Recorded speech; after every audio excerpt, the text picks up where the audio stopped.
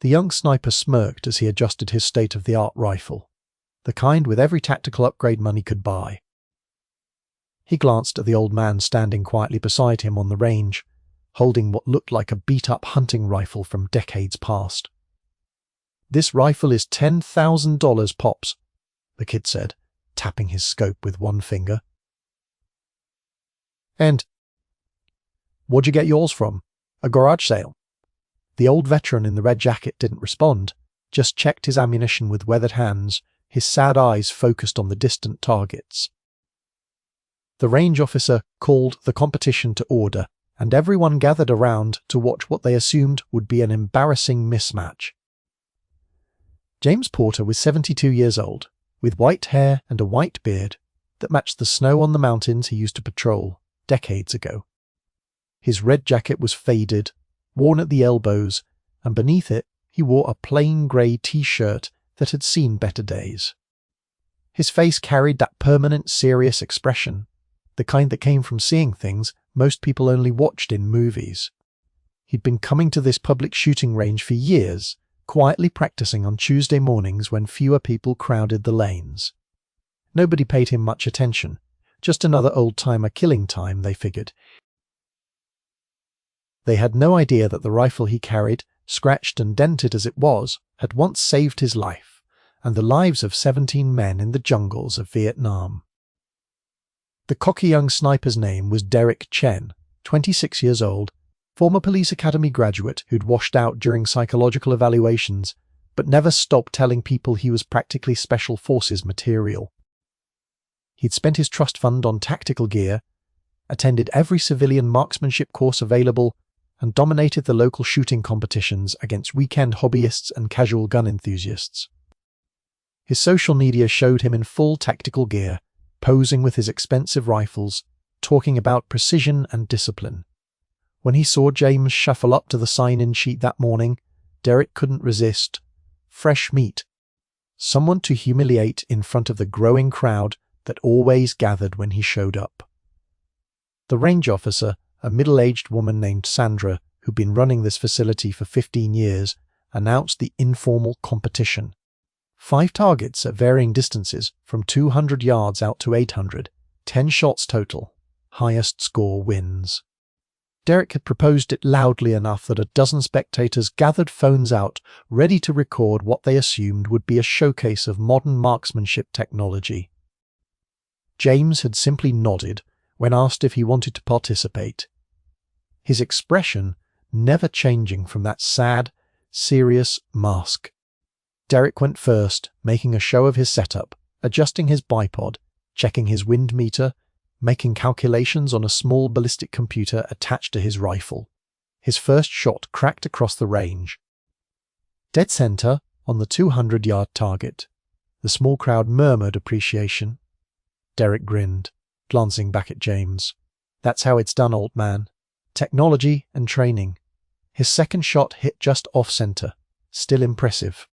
His third shot, at 300 yards, clipped the edge of the bullseye. The fourth missed the center ring entirely, hitting outer scoring zones. Derek's face tightened. He adjusted his scope, muttering about calibration. His fifth shot at 400 yards hit low. The crowd's enthusiasm dimmed slightly. His remaining shots at longer distances were increasingly erratic. 2 missed the targets completely at 800 yards, sailing into the backstop. His final score was respectable by amateur standards, but far from the perfection he'd been boasting about. He stood up, clearly frustrated, blaming his equipment, the wind, the sun in his eyes. James stepped up to the firing line like he was stepping into church. Quiet. Reverent. He didn't have a bipod, no ballistic computer, no wind meter.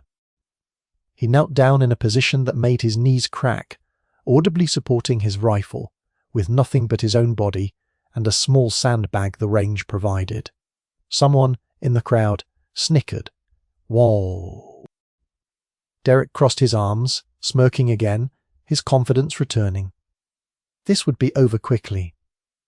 The old man probably couldn't even see the targets clearly. James chambered his first round with a smooth motion that spoke of 10,000 repetitions. He didn't rush, didn't fidget, just breathed slowly, his finger resting gently on the trigger guard, until the exact moment he was ready.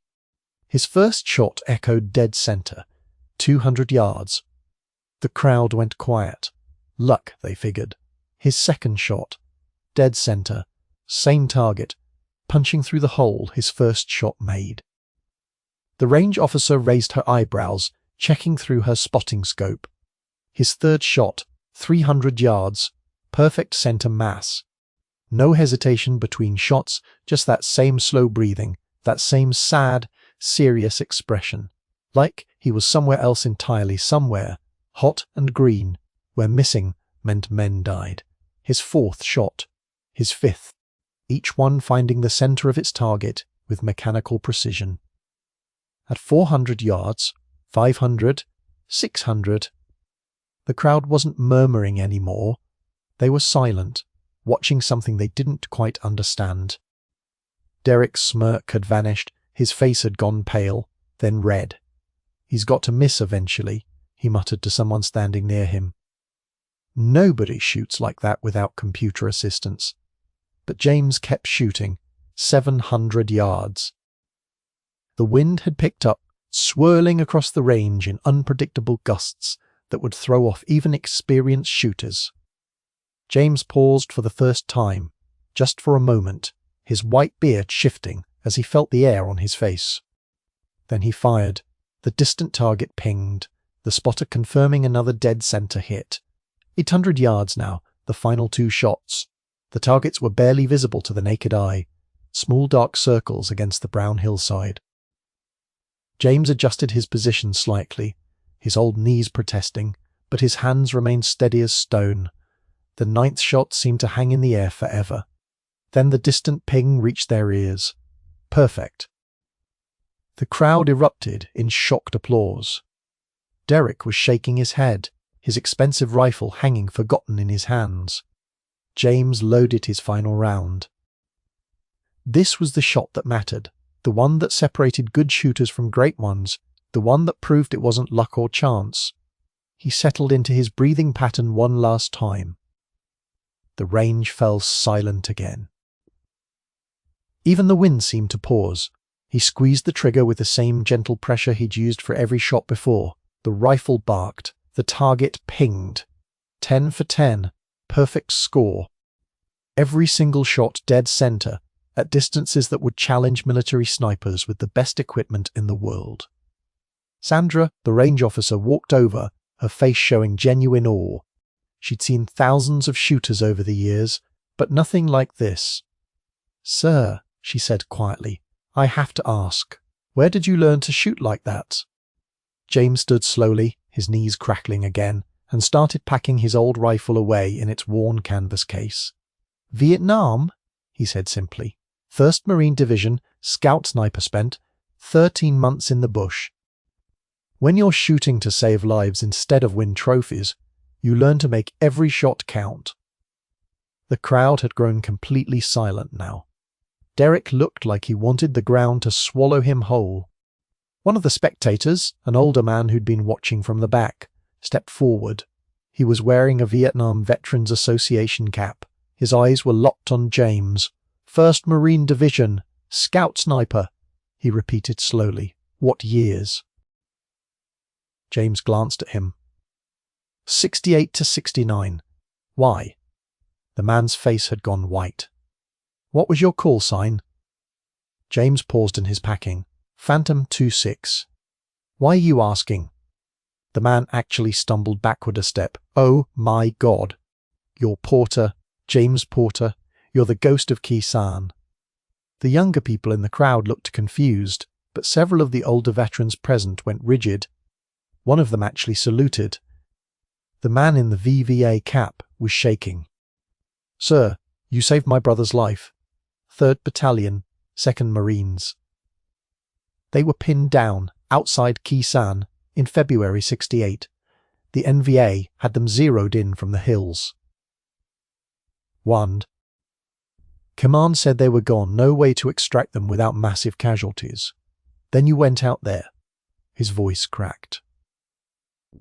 You went out there alone with that rifle and took out 17 enemy positions in 6 hours. 17 confirmed kills at ranges nobody thought were possible. My brother said you were like a ghost. They never saw you, never heard you, just watched their attackers fall one by one until they could withdraw. James's sad expression didn't change, but his hands had stopped moving. I did my job, he said quietly. That's all. But the man wasn't finished. They put you in for the Medal of Honor. You turned it down. Said you were just doing what any Marine would do.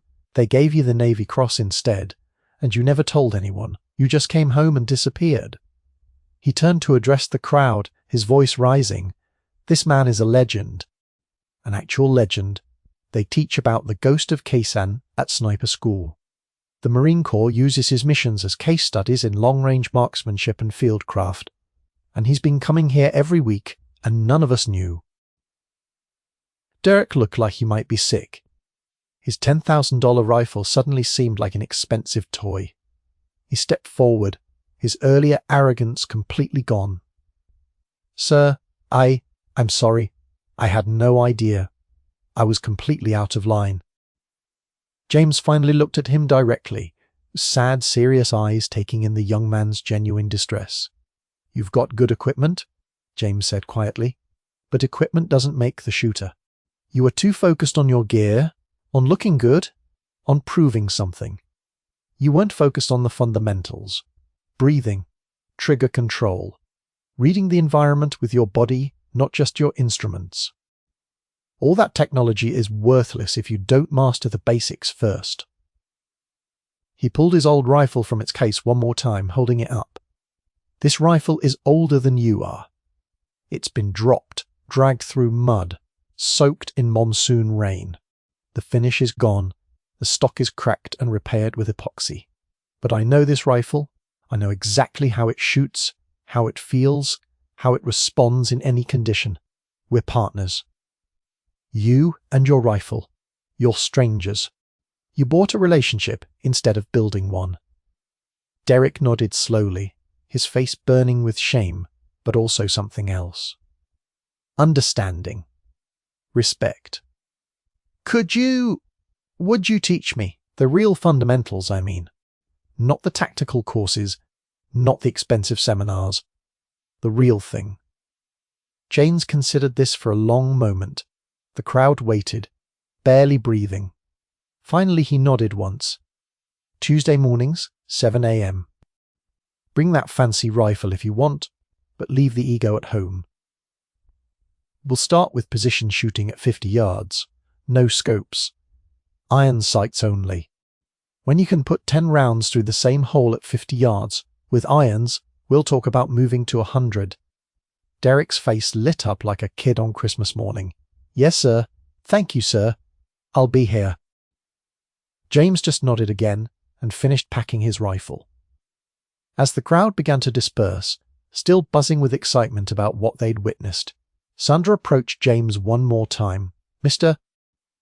Porter, been running this range for 15 years, and you've been coming here almost that entire time. Why didn't you ever say anything about your service, about who you were? James shouldered his rifle case, that sad, serious expression never wavering. Because it's not about who I was, he said quietly. It's about respecting the craft, respecting the weapon, respecting what it means to take a shot that matters. All these years I've watched people come here treating shooting like a video game or a way to look tough. I wanted to see if anyone would figure out that there's something deeper to it, something that requires humility and discipline and respect. He started walking toward the parking lot, then paused and looked back at Derek, who was carefully packing away his expensive rifle with noticeably more care than before. That kid might actually learn something, James said, if he's willing to forget everything he thinks he knows and start over. That's the hardest thing. Not learning new skills, but unlearning bad habits and false pride. Sandra watched him go. This legend who'd been hiding in plain sight, just another old man in a red jacket with a sad face and a beat-up rifle. She thought about all the young shooters who'd come through here over the years. showing off their expensive gear, their tactical clothing, their Instagram-ready poses. None of them could hold a candle to the quiet old veteran who just wanted to practice in peace. The next Tuesday morning, Derek showed up at 6:45 a.m., 15 minutes early. He traded his tactical outfit for simple jeans and a plain jacket. His expensive rifle was in its case, but he'd also brought an old bolt-action rifle with iron sights that he'd borrowed from his grandfather. James was already there, of course, setting up at the 50-yard line just like he promised. No words were exchanged at first. James simply demonstrated the proper kneeling position, the breathing technique, the trigger squeeze. Derek watched with the intensity of a student who'd finally found a real teacher. His first group of shots was terrible, scattered across the target, but he didn't make excuses. He just looked at James and said, "What am I doing wrong?" Over the following weeks, other shooters at the range noticed the change.